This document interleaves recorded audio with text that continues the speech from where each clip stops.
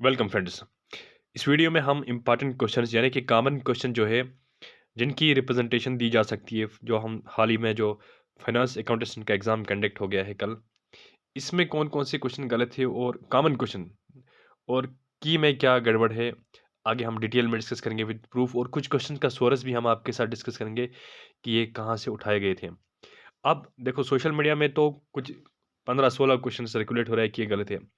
हर कोई क्वेश्चन गलत नहीं है, इवन कि वो कुछ सिंपल सी कैलकुलेशन में भी वो ठीक से नहीं कर पा रहे तो उनको लगता है गलत। लेकिन कॉमन क्वेश्चन जो हम सबको लगता है गलत है, हम सब इस पे इत्तेफाक हो सकते हैं।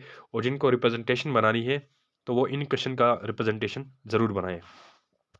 सबसे पहले हम क्वेश्चन नंबर 1 की अगर बात करेंगे, snake in the grass. Snake in the grass का जो है, अगर हम देखेंगे इसको, आप इंटरनेट पे सर्च करेंगे, ऐसे ही किसी मतलब एरे गिरे पोर्टल से नहीं, अगर आप जो है रिनोनेड सोर्स से, रिलिएबल सोर्स से अगर आप देखोगे इसका आंसर क्या है, तो देखो इसका आंसर है snake in the grass. Cambridge dictionary से मिलता है हमें, an unpleasant person who can not be trusted. यानी कि इसका मतलब है अनरिलिएबल पर्सन है ये। ठीक है। और हम इसका दूसरा सोर्स चेक करेंगे, मरियम वेबस्टर डिक्शनरी में, इसका भी यही आता है, ए सीक्रेटली अनफेथफुल फ्रेंड। तो इसका जो करेक्ट आंसर है डी पार्ट है। तो इसको ज़रूर ठीक करना चाहे और रिप्रेजेंटेशन में आप अपने इस क्वेश्चन को ज़रूर शामिल करिएगा। मैं साथ ही में एक बात बताऊँगा, जो कॉमन क्वेश्चन है जैसे फाइनेंस एक्ट का है, उसकी को रिप्रेजेंटेशन ज़्यादा नहीं डाला है, क्योंकि अगर 1-2 ही डालेंगे तो वो ठीक हो जाएगा। वो सिरे से नज़र आता है कि वो गलत है, वो एसएसबी इसको मतलब एकदम से कंसिडर कर लेगी। तो आप बाकी क्वेश्चन को जो है एक ग्रुप बना के 2-4 एक क्वेश्चन का कर दो, 2-4 एक क्वेश्चन का दूसरे क्वेश्चन का करो। ऐसे आपको जो है फाइनेंशियल बर्डन भी नहीं रहेगा। अब हम आगे डिटेल में बात करते हैं बाकी क्वेश्चन की। अब है क्वेश्चन, ये गेटवे ऑफ कश्मीर वैली है। एक है क्वेश्चन जो होता है gateway of Jammu and Kashmir. तो हम सबको पता है वो एक डिस्ट्रिक्ट का नाम है कठुआ, जो है gateway of Jammu and Kashmir है। लेकिन यहाँ पे gateway to the Kashmir valley है। गेटवे टू कश्मीर वैली मतलब हम कश्मीर वैली में एक खास किस स्पेसिफिक पॉइंट से एंटर करते हैं, वहाँ पे लिखा भी होता है। हाँ, हम देखो भाई, किसी भी जगह पे खास जो जगह होती है वहाँ पे गेटवे लिखा होता है। लेकिन जम्मू, लेह, लद्दाख ये तीनों ऑप्शन गलत है। और हम देखेंगे यहाँ पे काजीगुंड, बानिहाल अगर होता ऑप्शन में तो ये मान सकते थे। या अगर लद्दाख की साइड से कोई एक स्पेसिफिक जगह होती तो हम वो कंसिडर कर सकते। लेकिन जम्मू का तो लेना देना नहीं, आंसर की में जम्मू है। जम्मू तो काफ़ी, कश्मीर के बाद बहुत डिस्ट्रिक्ट आते हैं फिर जम्मू आता है। अगर हम पूरा जम्मू डिवीजन कंसिडर करेंगे तो पूरे डिवीजन का हम तो गेटवे नहीं बोल सकते। तो कुछ लोग बोले थे इस क्वेश्चन को डिस्कार्ड करना चाहिए, लेकिन डिस्कार्ड नहीं होगा। बहुत सारे बच्चों ने नन ऑफ दीज टिक किया है। जैसे कि आप देख सकते हो इस क्वेश्चन में नन ऑफ दीज है, तो इसका करेक्ट आंसर जो होगा वो नन ऑफ दीज होगा। जब आपके पास नन ऑफ दीज ऑप्शन होता है तो वो क्वेश्चन डिस्कार्ड नहीं हो सकता। फिर हम बात करेंगे इन bank statement cash deposit insurance. Bank statement में यानी कि पासबुक में जो कैश हम डिपॉजिट करते हैं वो हमेशा क्रेडिट होती है। लेकिन उन लोगों ने डेबिट आंसर की में दिया है, वो गलत है। तो क्रेडिट इसका आंसर है। मेरा भी मानना है इसमें ज़्यादा रिप्रेजेंटेशन नहीं डालनी चाहिए। डालनी तो ज़रूरी है, लेकिन 4 से 5 बंदे का रिप्रेजेंटेशन डालेंगे तो कंसिडर होगी। ठीक है। अब हर कोई 100-200 बंदे रिप्रेजेंटेशन लेके जाएंगे। आप ऐसा करिए, आप बाकी क्वेश्चन में भी रिप्रेजेंटेशन डालने की कोशिश करिए जो आपको लगता है। तो इसका जो है आंसर जो है, मैं श्योर शॉट बोलता हूँ यहाँ पे इस वीडियो में, जिन क्वेश्चन को वो कंसिडर करेंगे और वो ठीक करेंगे, तो इसका आंसर जो है वो बी पार्ट आता है, क्रेडिट। अब यहाँ पे फाइनेंस बिल, जैसे मैंने कहा, financial bill becomes finance act when it is possible. कोई भी बिल होती है जो पार्लियामेंट में पास होती है दोनों हाउस में, फिर जब इसको फाइनल असेंट मिलता है यानी कि जब साइन करता है प्रेसिडेंट, तो फाइनेंस एक्ट बनता है। ये क्वेश्चन तो मुझे लगता है ये आंसर की में टाइपिंग एरर हुआ होगा, तो ये एकदम से ठीक हो जाएगा। अगर इसमें एक भी रिप्रेजेंटेशन जाएगी तो ये क्वेश्चन ठीक होगा। आगे हम बात करते हैं, देखो यहाँ पे इंग्लिश के मैंने 2 क्वेश्चन लिखे हैं इस स्लाइड में। एंटेनियम ऑफ एगोनी। एंटेनियम ऑफ एगोनी की क्या है? एगोनी के बहुत सारे, देखो, जब हम किसी एक पर्टिकुलर वर्ड के सिनोनिम और एंटेनियम ढूँढते हैं तो बहुत सारे होते हैं। एक नहीं होता है, सैकड़ों में होते। तो इसमें मोस्ट एप्रोप्रिएट कैसे ढूँढ सकते हैं? ये थोड़ी है कि आर्टिकल लगाना है या कुछ और मोस्ट एप्रोप्रिएट वर्ब लगाना है। वो वैसा नहीं ना। एंटोनिम में बहुत सारे एप्रोप्रिएट होते हैं। ऐसे सिनोनिम में भी सारे एप्रोप्रिएट होते हैं।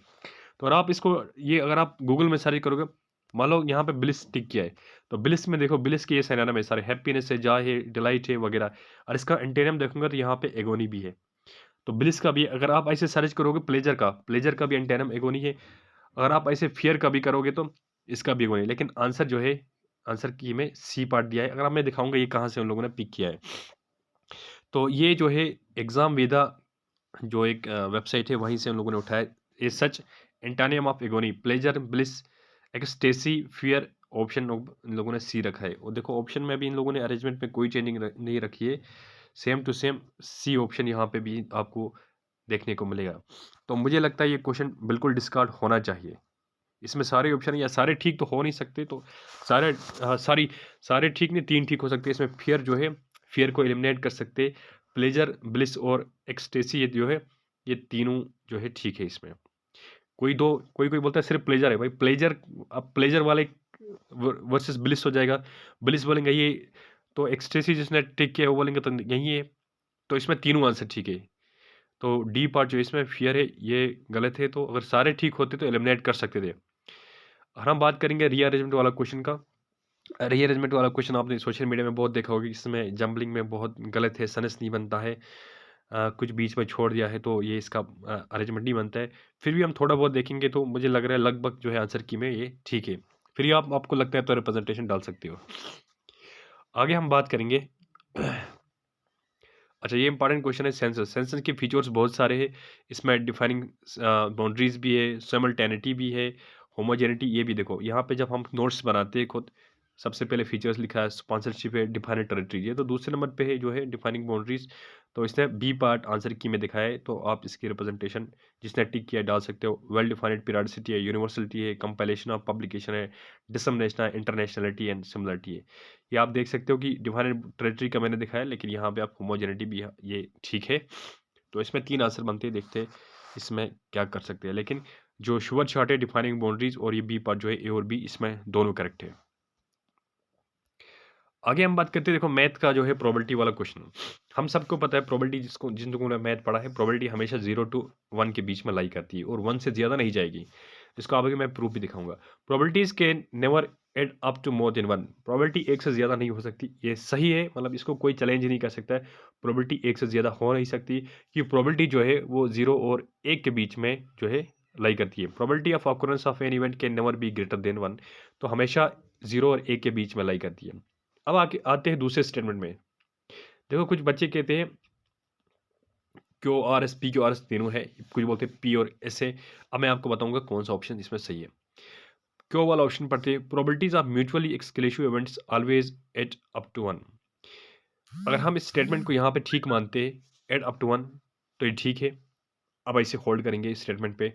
अब आएंगे नीचे, probabilities can never be 0, probability हम कभी 0 नहीं बन सकती है, लेकिन प्रोबेबिलिटी 0 बन सकती है।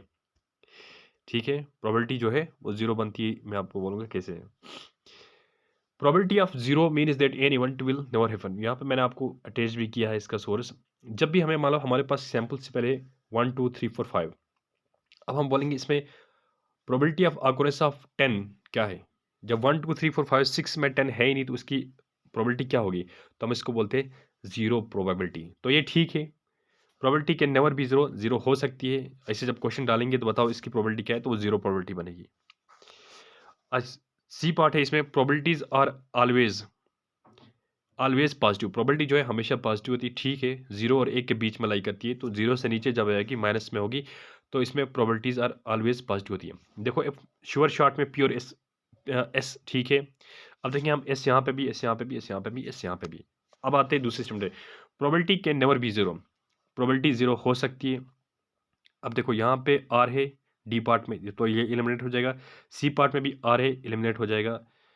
तो यहाँ पे बी पार्ट एस है, प्रोबेबिलिटीज के नेवर बी 0, ये गलत है, इसमें एस आनी लिखा है, तो ये एलिमिनेट हो जाएगा। फिर अगर देखेंगे probabilities can never add up to more than 1, ये भी गलत है। सॉरी, मैंने शायद क्वेश्चन गलत पढ़ा। हाँ ये ठीक है, probabilities can never add up to more than 1, ये भी ठीक है। तो इसका करेक्ट आंसर जो है इसमें पी एंड एस है। तो इसने सिर्फ एस वाला probabilities can are always positive, यही एस स्टेटमेंट दिखाया आंसर की में बी वाला, लेकिन इसका जो करेक्ट आंसर है पी एंड एस है। न पी और आर एस है, न पी क्यू आर एस, इसमें ये तीनों गलत है। अगर हम आर की बात करेंगे, प्रोबेबिलिटीज कैन नेवर 0, प्रोबेबिलिटी 0 बन सकती है, तो जो है करेक्ट आंसर है इसमें पी एंड एस है। बहुत दिमाग खर्चाना है इसमें, फिर इसका आंसर आता है।